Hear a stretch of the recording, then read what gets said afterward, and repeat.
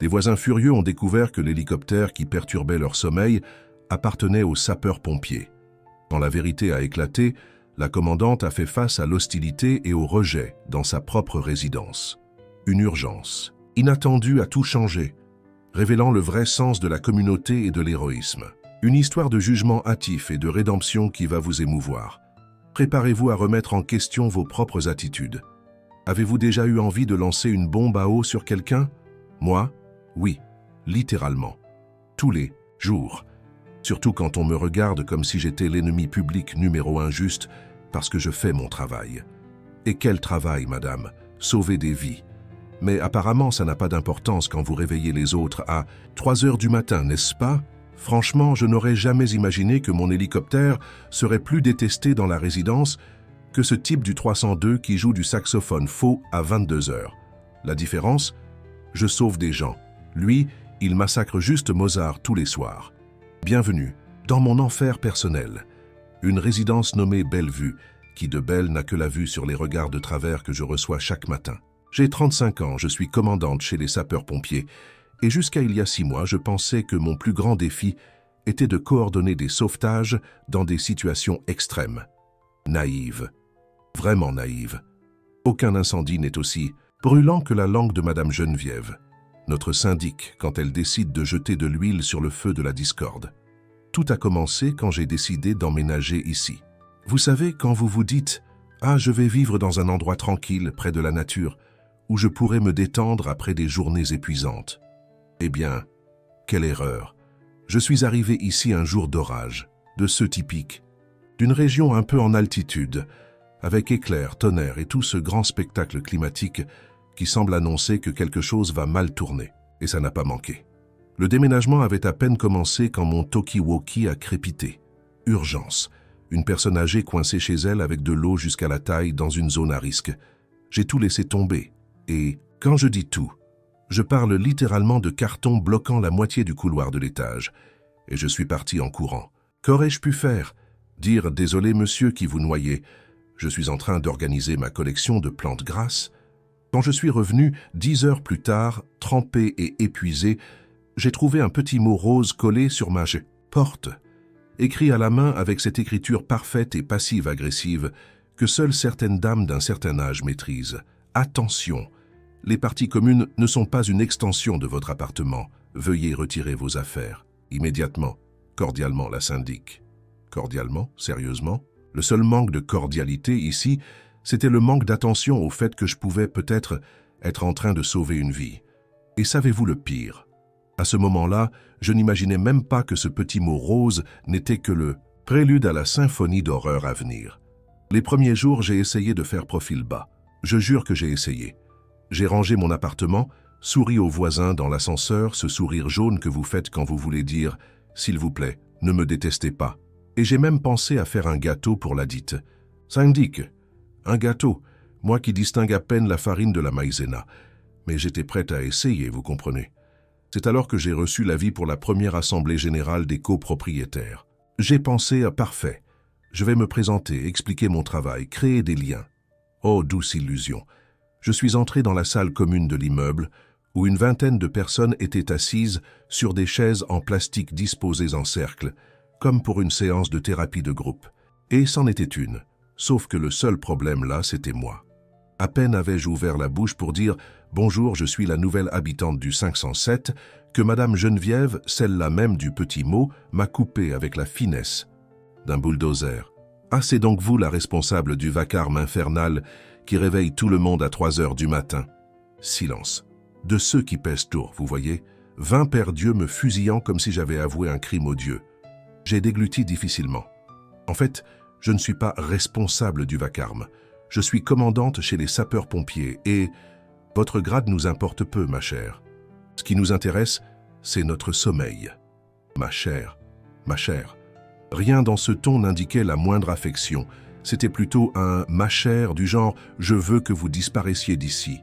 L'hélicoptère est nécessaire pour les opérations de sauvetage et une autre interruption, cette fois de Monsieur Arnaud, un septuagénaire qui, d'après ce que j'ai compris plus tard, était le porte-parole officieux des plaintes. « Écoutez, mademoiselle, nous comprenons que votre travail est important, Mais ne pourriez-vous pas garer cet engin?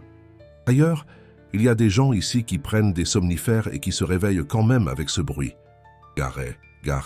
Comme si l'hélicoptère était une vieille 2CV que je pouvais laisser dans le garage d'à côté. J'ai respiré profondément, technique apprise en formation pour les situations de stress. Ça n'a pas fonctionné. Monsieur, ce n'est pas comme si je pouvais choisir où les urgences se produisent. L'hélicoptère va là où des gens ont besoin de secours. C'est alors que Madame Monique, du 201, une dame dont j'ai découvert plus tard l'incroyable capacité à se plaindre absolument de tout, de la couleur du ciel à la texture du pain, de la boulangerie a sorti la perle. Et pourquoi ces urgences arrivent-elles toujours en pleine nuit? Elles ne pourraient pas être planifiées pendant les heures de bureau? Je vous jure, elle a vraiment demandé ça. Comme si j'avais le contrôle sur le moment où un glissement de terrain va se produire, ou quand quelqu'un va avoir une crise cardiaque au sommet d'une montagne. Excusez-moi, monsieur l'infarctus, pourriez-vous reporter votre crise à après? C'est que mes voisins ont besoin de dormir. Et voilà comment s'est déroulé mon chaleureux accueil. Je suis sorti de cette réunion étiquetée comme la voisine à problème, l'incommode, la perturbatrice du sommeil d'autrui. Et le pire, je n'ai même pas eu la chance de m'expliquer correctement.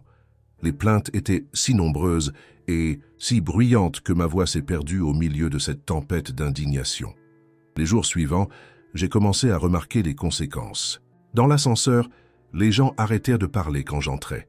Dans le parking, je recevais des regards de travers. À la loge, Monsieur Julien, qui souriait à tout le monde, perdait mystérieusement ses muscles faciaux quand il me voyait. La goutte d'eau qui a fait déborder le vase est arrivée la semaine suivante, quand j'ai découvert qu'ils avaient déposé une plainte officielle auprès des sapeurs-pompiers. Oui, une lettre officielle signée par presque tous les résidents, envoyée à mon supérieur se plaignant de l'usage abusif et dérangeant de l'hélicoptère et se demandant s'il était vraiment nécessaire que moi, spécifiquement, je pilote lors des opérations nocturnes. J'ai failli perdre mon poste fraîchement acquis à cause de ça. J'ai dû expliquer au commandant en chef que non, je n'utilisais pas l'hélicoptère pour des balades nocturnes ou pour effrayer les pigeons. Je faisais, figurez-vous, mon travail. Et puis est arrivé le dimanche du repas partagé. Une tradition, de la résidence que Madame Geneviève a tenu à me signaler avec un sourire qui n'atteignait pas les yeux. Tout le monde apporte un plat typique. C'est une opportunité pour s'intégrer. Si vous voulez participer, bien sûr. Si vous voulez porter le poids implicite de « vous êtes obligé de venir si vous ne voulez pas aggraver encore plus votre situation ». J'ai décidé de relever le défi. J'ai passé la nuit entière à préparer un plat mijoté que ma grand-mère m'avait appris. Et pourtant, je ne suis pas du genre à cuisiner. Ma relation avec la cuisinière est du type « on se voit de temps en temps », une relation distante et sans engagement. Je suis arrivé à la salle des fêtes en portant une énorme cocotte, souriant, comme si j'étais parfaitement à l'aise. Ce n'était pas le cas. Et j'ai posé mon chef-d'œuvre sur la table entre une quiche lorraine qui semblait sortie d'un magazine et un gratin dauphinois qui mettait l'eau à la bouche, rien qu'à le regarder. « Tiens, vous avez vraiment cuisiné ?» Je pensais que les pompiers ne mangeaient que des nouilles instantanées.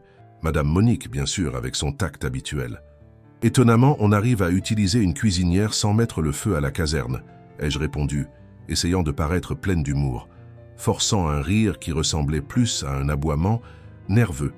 Pendant un instant, j'ai cru que les choses s'amélioraient. Les gens feignaient au moins de l'intérêt quand j'ai parlé de la recette de ma grand-mère. Monsieur Arnaud a même goûté et dit que ce n'était pas mauvais, ce qui, venant de lui, équivalait à une étoile Michelin. Et puis, au moment exact où Madame Geneviève s'apprêtait à servir sa crème caramel, qui, selon tout le lot, monde ici était légendaire, c'est arrivé.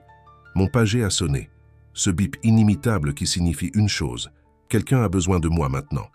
Je me suis levé d'un bond, heurtant la table. Et là, comme au ralenti, j'ai vu la crème caramel de Madame Geneviève, sa fierté et sa joie, son chef-d'œuvre culinaire, glisser majestueusement sur le plateau et tomber par terre avec un plof humide. Le silence qui a suivi était si dense qu'on aurait pu le couper au couteau. Un couteau que Madame Geneviève aurait probablement aimé utiliser sur moi à ce moment-là. « Je suis désolé.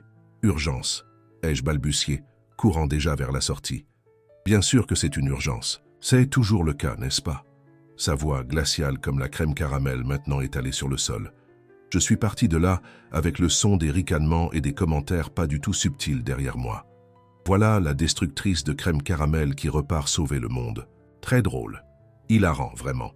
Surtout parce que ladite urgence était un feu de forêt qui menaçait d'engloutir 3 hameaux. Quand je suis revenu, 18 heures plus tard, couverte de suie et imprégnée de fumée jusqu'à l'âme, j'ai trouvé un autre petit mot sur ma porte. Le coût du nettoyage de la salle sera ajouté à vos prochaines charges de copropriété. Cordialement, la syndic. Cordialement, encore. J'ai commencé à soupçonner que ce mot ne signifiait pas ce que Madame Geneviève pensait qu'il signifiait. Les semaines suivantes furent un exercice d'évitement mutuel. J'évitais les parties communes. Ils évitèrent de me parler directement, bien qu'ils n'aient aucun problème à parler de moi à voix haute quand je passais. Et puis, un mardi, quelconque, j'étais en jour de repos. Oui, nous avons des jours de repos. Nous ne sommes pas des robots. Surprenant, je sais. Essayant de regarder une série et de prétendre que j'avais une vie normale, quand j'ai entendu des cris dans le couloir. « Au feu, au secours !» Mon corps a réagi avant mon cerveau. En quelques secondes, j'étais dans le couloir suivant la fumée jusqu'à son origine. L'appartement 202. Justement l'appartement de Madame Mathilde, la voisine âgée qui se plaignait le plus du bruit de l'hélicoptère. Je n'ai pas réfléchi à 2 fois. J'ai défoncé la porte. Les techniques d'effraction font partie de la formation de base, au cas où vous vous poseriez la question. Et j'ai trouvé Madame Mathilde en panique, tandis que son rideau brûlait, les flammes se propageant rapidement au canapé. « Restez baissé !» ai-je crié, la poussant doucement vers le sol où l'air était plus respirable. J'ai attrapé l'extincteur du palier et j'ai commencé à combattre le feu tout en criant des instructions aux curieux qui s'agglutinaient déjà à la porte. Quand les autres pompiers sont arrivés, appelés par un voisin, le feu était déjà maîtrisé. Madame Mathilde, en état de choc mais indemne, me serrait la main avec force. « Vous m'avez sauvé la vie », murmura-t-elle, les yeux larmoyants. Peut-être à cause de la fumée, peut-être à cause de l'émotion. « C'est mon travail, Madame Mathilde. » J'ai souri, épuisé mais soulagé. C'était la première fois que quelqu'un dans la résidence me regardait et me voyait vraiment. Pas comme l'incommode de l'hélicoptère, mais comme quelqu'un qui était là pour aider. Les jours suivants, j'ai remarqué un léger changement. Madame Mathilde souriait maintenant quand elle me voyait. Elle a même laissé un petit pot de confiture de potiron devant ma porte avec un mot disant « Merci », sans cordialement, juste un remerciement sincère. Quelques autres voisins ont commencé à me saluer d'un timide signe de tête. L'un ou l'autre s'arrêtait même pour échanger 2 mots dans l'ascenseur. Petite victoire, pensais-je. Peut-être, juste peut-être, que les choses commençaient à s'améliorer. Et cela semblait vraiment être le cas, jusqu'à la fichue fête annuelle de la ville. Un événement qui, d'après ce que j'ai compris, était l'événement de l'année dans cette communauté. Musique, danse, nourriture locale, artisanat. Chaque résidence du quartier montait un stand pour montrer sa fierté locale. Paroles de Madame Geneviève, pas les miennes. Dans un élan d'optimisme ou de folie, je n'ai pas encore décidé, je me suis porté volontaire pour aider à organiser le stand de la Belle-Vue. Après tout, l'organisation, ça me connaît. Si je sais commander des opérations de sauvetage en zone difficile d'accès, monter une baraque de spécialité locale ne pouvait pas être si difficile, n'est-ce pas? Faux. Oh, tellement faux. Premièrement parce que je n'avais pas compté sur le comité des fêtes, lire, Madame Geneviève et ses amis, qui remettaient en question chacune de mes suggestions. Deuxièmement, parce que le jour du montage, j'ai été appelé pour une urgence et j'ai dû partir en courant laissant la moitié du travail à faire. Et troisièmement, et le plus désastreux, parce que pendant la fête elle-même, quand tout était enfin prêt et que je commençais à penser que peut-être, juste peut-être, j'avais réussi à me racheter, c'est arrivé. L'hélicoptère. Oui, cet hélicoptère survolant la fête dans le cadre d'une démonstration de sauvetage planifiée. Une exhibition dont je savais qu'elle allait avoir lieu, bien sûr, mais que j'avais complètement oublié de mentionner aux voisins. La scène était surréaliste. Le bruit des pales couvrant la musique, les gens levant les yeux, pointant du doigt, et puis tous les regards se tournant vers moi, accusateurs, comme si j'avais fait venir l'hélicoptère exprès pour gâcher la fête. Comme si j'avais une sorte de télécommande de l'enfer qui activait cette machine juste pour troubler la paix.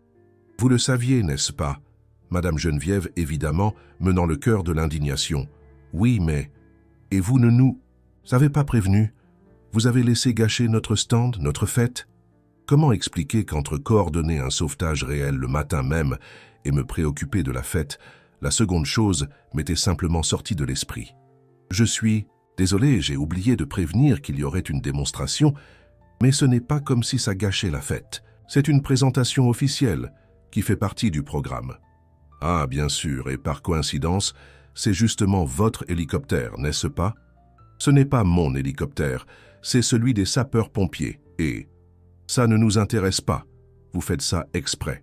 Vous exhibez votre joujou bruyant juste pour nous provoquer. Joujou, un Eurocopter AS-350, équipé d'un treuil de sauvetage, d'un système de lutte contre les incendies et d'équipement médical d'urgence. Un joujou qui coûtait plus cher que toute la résidence et qui avait déjà sauvé des centaines de vies, y compris potentiellement la sienne, si elle en avait besoin un jour. C'est alors qu'une voix s'est élevée dans la foule. Calme, ferme, autoritaire, d'une manière que seules des décennies en salle de classe peuvent façonner. Ça suffit, Geneviève. Tu es injuste et tu le sais. Madame Hélène, l'institutrice à la retraite du 405, une dame d'environ 70 ans, cheveux blancs toujours impeccablement coiffés, lunettes à monture colorées sur un visage marqué par le temps et le sourire. Nous n'avions jamais beaucoup échangé au-delà de bonjour et bonsoir, mais elle était là, se positionnant à mes côtés. Injuste, c'est elle qui perturbe notre paix depuis des mois, Hélène. Elle sauve des vies depuis des mois, voilà ce qu'elle fait. Ou as-tu oublié comment les pompiers ont sauvé ton petit-fils quand il s'est perdu sur le sentier l'année dernière? Silence. Madame Geneviève ouvrit et ferma la bouche sans un son. Et toi, Arnaud, as-tu oublié qui a sorti ta femme de cette voiture quand la route s'est effondrée sous la pluie en 2019? Autre silence. Et toi, Mathilde, vas-tu nier que tu serais morte sans elle la semaine dernière? Un par un, Madame Hélène rappelait à tous les présents des moments où les sapeurs-pompiers, ceux-là même des hélicoptères bruyants, avaient fait la différence dans leur vie. C'était la première fois que je voyais Madame Geneviève sans voix. Ça n'a pas duré longtemps, bien sûr. Elle a marmonné quelque chose comme « Elle aurait quand même pu nous prévenir » et est partie d'un pas furieux, emportant avec elle son nuage d'indignation. Mais quelque chose avait changé. Après cela, Madame Hélène est devenue mon alliée inattendu. J'ai découvert qu'elle avait été secourue d'une situation d'urgence des années auparavant. Un accident sur la route pendant une tempête, où le seul accès possible était par hélicoptère. Je sais ce que c'est de voir cette machine arriver quand on a perdu tout espoir, m'a-t-elle dit un jour, en prenant un café dans ma cuisine encore un peu en désordre. C'est le plus beau son du monde. Avec son aide, j'ai commencé à planifier un moyen de montrer aux voisins l'importance de mon travail. Pas pour me vanter, mais pour qu'ils comprennent pourquoi ce bruit était parfois nécessaire. L'opportunité s'est présentée plus tôt que prévu, mais de la pire des manières possibles. La sécheresse qui a frappé la région ce mois-là fut la pire depuis des décennies. Les jours s'étiraient, chauds et poussiéreux, le ciel d'un bleu impitoyable, sans nuages, sans promesse de soulagement. Dans la résidence, le problème s'est matérialisé de manière inattendue. Le système d'approvisionnement en eau a commencé à faillir. D'abord, la pression a chuté, puis les périodes sans eau du tout ont commencé. La tension montait avec la température. Les plaintes, maintenant pas dirigées contre moi, au moins, se multipliaient. Un après-midi particulièrement, Georges, alors que la situation était déjà insoutenable, j'ai décidé de jeter un œil au système. Ce n'était pas exactement mon domaine de spécialité, mais des années à manipuler du matériel d'urgence vous donnent une certaine connaissance du fonctionnement des choses. J'ai découvert que le problème n'était pas seulement le manque d'eau dans le réseau municipal, mais un défaut de la pompe de surpression de l'immeuble, aggravé par quelques fuites dans le système, avec l'aide de quelques résidents qui se sont étonnamment portés volontaires. Quand ils ont su que j'essayais de résoudre la situation, nous avons improvisé une solution temporaire. Ce n'était pas parfait, mais cela permettait à chacun d'avoir de l'eau quelques heures par jour, en alternant entre les étages jusqu'à ce que la réparation définitive puisse être effectuée. J'ai vu de l'admiration dans les yeux de certains, j'ai entendu des remerciements réticents d'autres. Madame Geneviève s'est limitée à un hochement de tête rigide, ce qui, venant d'elle, équivalait presque à une médaille d'honneur. Un petit progrès, pensais-je. Peut-être, juste peut-être, que je commençais à être accepté non seulement comme la folle à l'hélico, mais comme quelqu'un qui pouvait contribuer à la communauté. Et puis l'impensable s'est produit. La pluie, quand elle est enfin arrivée, n'a pas été un soulagement, mais une catastrophe. Après des mois de sécheresse, Le sol durci n'absorbait pas l'eau qui ruisselait en formant des crues dévastatrices. En quelques heures, la ville était sous l'eau. La Bellevue, construite en zone surélevée, a été épargnée du pire. Mais le reste de la ville n'a pas eu la même chance. Les appels d'urgence n'arrêtèrent pas d'arriver. Toutes les équipes ont été mobilisées, y compris, bien sûr, l'hélicoptère. J'ai à peine eu le temps de prévenir qui que ce soit dans la résidence. J'ai passé des journées entières en vol, secourant des gens sur les toits, acheminant des provisions dans des zones isolées, transportant des malades et des blessés. Je ne revenais à la caserne que pour faire le plein et repartir aussitôt. Le 3e jour des inondations, quand j'ai enfin eu quelques heures de repos, je suis retourné à la résidence pour prendre une douche chaude et peut-être dormir. 2 heures avant de retourner au travail. J'étais si épuisé que j'ai à peine enregistré les regards que je recevais dans le hall. Ce n'est qu'en arrivant à mon étage que j'ai réalisé. Les gens ne me regardaient pas avec irritation. Ils me regardaient avec respect. Une dame que je connaissais à peine, du 502, s'est arrêtée pour me dire « Nous vous avons vu au journal, en train de secourir cette famille sur le toit. C'était incroyable. » Un monsieur dans l'ascenseur a commenté « Mon neveu habite dans ce quartier que vous avez aidé à évacuer. Il a dit que vous aviez sauvé beaucoup de gens. » Et devant ma porte, au lieu des habituels petits mots de réclamation, il y avait un panier. Du pain maison, quelques fruits, un bol de soupe encore tiède et un billet pour garder vos forces. Nous sommes fiers de vous, vos voisins de la Bellevue. J'ai pleuré, là dans le couloir comme une enfant. D'épuisement, de soulagement, de surprise. J'avais passé tant de temps à essayer de prouver ma valeur à ces gens que je ne m'attendais pas à ce geste. Pas à ce moment-là, pas de cette façon. Mais la vraie surprise est venue le lendemain. Quand je suis retourné à la caserne, j'ai découvert que la résidence, oui la Bellevue, s'était proposée comme point d'appui pour les opérations de sauvetage. La zone de la piscine, située sur la partie la plus haute du terrain, serait utilisée comme base pour l'hélicoptère. Cet hélicoptère, le même qui perturbait le sommeil et ruinait la paix, était maintenant le bienvenu, nécessaire, fondamental. Quand nous avons atterri là pour la première fois, je m'attendais à ne trouver que l'équipe technique. Au lieu de cela, il y avait une petite foule. Des résidents qui s'étaient apportés volontaires pour aider, organisant les provisions, préparant de la nourriture pour les équipes de secours, faisant ce qu'ils pouvaient. Et là se tenait Madame Geneviève, supervisant tout avec la même efficacité implacable avec laquelle elle organisait auparavant ses réclamations.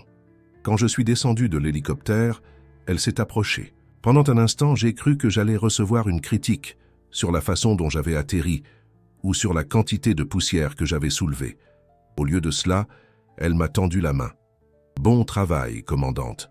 Ces 3 mots valaient plus que n'importe quel discours élaboré. Les semaines suivantes, tandis que la ville se remettait lentement, j'ai vu une transformation dans la résidence. Les gens ne toléraient pas seulement ma présence, ils la recherchaient.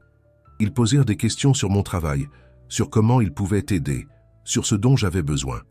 L'hélicoptère, autrefois considéré comme un intrus bruyant, était désormais une source de fierté. Quand il survolait l'immeuble, les gens sortaient sur les balcons pour faire signe. Certains prenaient même des photos. Et puis, alors que tout semblait enfin s'acheminer vers une fin heureuse, Madame Geneviève a joué sa dernière carte. Elle a convoqué une assemblée générale extraordinaire pour discuter de la réglementation sur les opérations aériennes à proximité de la résidence. Mon cœur a coulé. Après tout ça, après avoir vu le travail que nous faisions, après avoir participé à ce travail, elle voulait encore m'interdire de poser l'hélicoptère ici. La réunion a été fixée à un dimanche après-midi. La salle des fêtes était bondée. Plus de monde que je n'en avais jamais vu à aucune réunion précédente. Madame Geneviève, à sa place habituelle devant tout le monde, avec son presse-papier en main et une expression sérieuse. Cette réunion a été convoquée pour discuter de la proposition de réglementation sur les opérations aériennes à proximité de notre résidence, commença-t-elle, formelle comme toujours. Comme vous le savez tous, nous avons récemment vécu une situation extraordinaire qui a exigé des mesures extraordinaires. Cependant, maintenant que la situation est normalisée, nous devons établir des règles claires. J'ai senti mon visage brûler. Ça y est, pensais-je. L'interdiction déguisée en réglementation. Selon les règlements municipaux, continua-t-elle, ajustant ses lunettes pour lire un document officiel, Il est interdit de faire atterrir des aéronefs dans les zones résidentielles sans autorisation spécifique, sauf en cas d'urgence. J'ai ouvert la bouche pour protester, mais Madame Hélène, assise à côté de moi, m'a retenu le bras, me faisant signe d'attendre. C'est alors que j'ai eu une idée. Si Madame Geneviève voulait jouer avec les règlements, je le pouvais aussi. J'ai demandé la parole. Avant de voter quoi que ce soit, dis-je, essayant de garder la voix ferme, j'aimerais inviter tout le monde à visiter la caserne des sapeurs-pompiers, pour voir comment fonctionne notre travail, comment nous prenons les décisions sur quand et où utiliser l'hélicoptère. Je pense que tout le monde mérite de comprendre pleinement avant de décider. À ma grande surprise, Madame Geneviève a accepté. Je trouve cela juste. Reportons le vote après cette visite. Le jour convenu, presque tous les résidents sont venus. Je leur ai montré les équipements, expliqué les protocoles, laissé voir la salle opérationnelle où les décisions étaient prises. J'ai présenté mes collègues qui ont raconté des histoires de sauvetage réussis et certains qui ne l'ont pas été, montrant le poids réel de notre travail.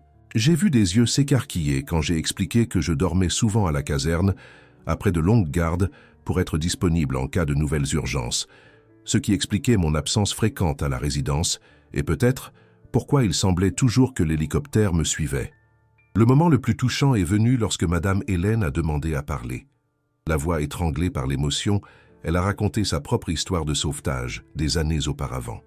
Comment elle avait perdu espoir, coincée dans une voiture partiellement submergée, jusqu'à entendre le bruit des pales. Ce son que beaucoup d'entre vous considèrent comme une nuisance, pour moi, c'était la différence entre la vie et la mort, a-t-elle conclu, essuyant discrètement une larme.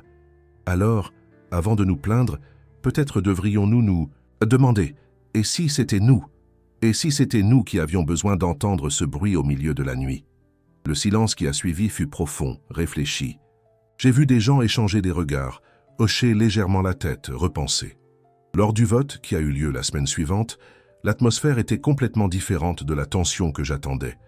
Madame Geneviève s'est positionnée, à l'avant comme toujours, mais il y avait quelque chose de différent dans sa posture.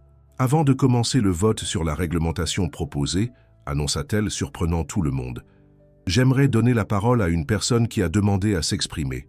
Une jeune femme que je ne connaissais pas se leva. Plus tard, j'ai appris que c'était la fille de Madame Geneviève, étudiante en médecine, qui rendait visite à sa mère ce week-end-là. « Bonjour à tous », commença-t-elle visiblement nerveuse. « Beaucoup d'entre vous ne me connaissent pas, mais ma mère vit ici depuis des années. Je suis en dernière année de médecine et je suis venue dire une chose. J'ai choisi ma carrière après avoir vu le travail des pompiers. » Elle fit une pause, les yeux brillants d'une émotion contenue. « Quand j'avais 15 ans, un de mes amis a eu un grave accident lors d'une randonnée. Il a été secouru par hélicoptère. J'ai vu de près ce que ces professionnels ont fait, la différence qu'ils ont faite. Et j'ai décidé que je voulais faire la même chose pour d'autres personnes. » Elle me regarda directement. Voir le travail de la commandante pendant les inondations m'a rappelé pourquoi j'ai choisi cette voie. Et je pense que vous tous, vous êtes également souvenus de quelque chose d'important, que ce bruit au milieu de la nuit signifie que quelqu'un est en train d'être sauvé. Madame Geneviève, pour la première fois depuis que je la connaissais, semblait dépourvue de son armure habituelle, d'efficacité implacable. Il y avait de la fierté dans ses yeux quand elle regardait sa fille, et quelque chose d'autre quand elle m'a regardé, du respect. Considérant tout ce que nous avons vu et entendu, dit-elle, revenant à son ton, formel mais sans la dureté habituelle, je retire la proposition de réglementation. À la place, je propose que nous créions un système de communication pour que les résidents soient avertis, lorsque c'est possible, des opérations nocturnes. Et aussi, ajouta-t-elle avec un petit sourire, que nous considérions la commandante comme une ressource précieuse pour notre résidence et non comme un problème. La proposition fut approuvée à l'unanimité.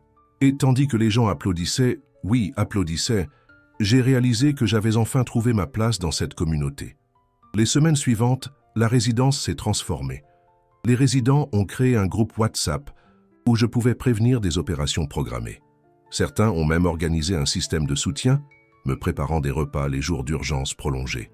Et le plus surprenant, Madame Geneviève a pris sur elle d'expliquer aux nouveaux résidents l'histoire de l'hélicoptère. « Nous avons une commandante des pompiers qui vit ici », disait-elle, avec une fierté que je n'aurais jamais imaginé entendre dans sa voix. Parfois, l'hélicoptère fait du bruit, Mais c'est un petit prix à payer pour avoir notre propre héroïne. Héroïne. Je ne me suis jamais vu comme ça. Je fais juste mon travail, comme n'importe qui. Mais j'avoue que c'était bon, après tant de conflits, de sentir que j'avais trouvé l'acceptation. La vraie célébration est venue lors de la fête annuelle de la résidence, la cour décorée de guirlandes colorées, un feu de joie contrôlé, sous ma supervision bien sûr, de la musique, des spécialités locales et cette atmosphère de communauté que je cherchais tant depuis mon arrivée. Je discutais avec quelques voisins quand Madame Geneviève est montée sur la petite scène, improvisée. Elle a demandé le silence et puis, à ma stupéfaction complète, a appelé mon nom. Confuse, je suis montée, me demandant si j'avais fait quelque chose de mal. Peut-être que le feu était trop grand? Ou était-il dérangé par la sirène du camion de pompiers que quelques collègues avaient amené pour que les enfants le découvrent? Au lieu d'une réclamation, j'ai reçu une boîte. À l'intérieur, des bouchons d'oreilles personnalisés pour tous les résidents, avec le logo des sapeurs-pompiers imprimé dessus, pour que nous puissions dormir tranquilles en sachant que « vous faites ce qui doit être fait », expliqua Madame Geneviève, avec un sourire qui, pour la première fois, atteignait ses yeux. Et pour que vous ne vous inquiétiez plus pour nous quand vous sauvez des vies. C'est à ce moment-là que j'ai compris. Une communauté n'est pas un endroit sans conflit. C'est un endroit où les conflits peuvent être résolus, où les gens peuvent grandir ensemble, apprendre les uns des autres. Quelques semaines plus tard, je suis rentré d'une opération particulièrement difficile, un sauvetage dans une zone de glissement de terrain qui a duré plus de 24 heures. J'étais épuisé, endolori, ne désirant qu'une douche chaude et mon lit. Quand j'ai ouvert la porte de mon appartement, j'ai trouvé quelque chose d'inattendu. Mon garde-manger était rempli de plats faits maison. Pain, gâteaux, des lasagnes, encore tièdes dans le four. Et un mot sur la table de la cuisine avec cette écriture parfaite que je connaissais si bien pour notre héroïne bruyante. Reposez-vous bien, vous le méritez. Cordialement, Geneviève. Cordialement. Cette fois, le mot signifiait exactement ce qu'il devait signifier. 6 mois après cet orage qui a marqué mon arrivée, je regarde par la fenêtre de mon appartement et je vois la résidence Bellevue d'une manière complètement différente. Ce n'est pas seulement un endroit où vivre, c'est un foyer, avec toutes ses imperfections, ses conflits et ses réconciliations. Je pilote toujours l'hélicoptère lors d'opérations nocturnes. Je réveille toujours des gens à 3 heures du matin. Mais maintenant, quand je survole l'immeuble, je vois parfois des lumières s'allumer aux fenêtres, non pas par irritation mais en reconnaissance. Un petit signe de la main, un geste de « on est avec toi ». Et j'ai appris quelque chose de crucial, que l'équilibre ne signifie pas choisir entre le travail et la vie personnelle, mais trouver des moyens d'intégrer les deux. Que demander de l'aide n'est pas une faiblesse, mais un moyen de renforcer les liens. La résidence, de son côté, a appris à voir au-delà de la nuisance immédiate, à percevoir le but plus grand derrière le bruit, à juger moins et à comprendre plus. Et quant à l'hélicoptère, il continue d'être bruyant, il continue de réveiller les gens au milieu de la nuit. Mais maintenant, quand les résidents entendent le son des pales fendre le silence de l'aube, beaucoup sourient au milieu de leur sommeil interrompu. « Voilà notre commandante », disent-ils en se réinstallant dans leur lit. « Voilà qu'elle part sauver une autre vie. Et ça, madame, ça fait que tout ce bruit en valait la peine. »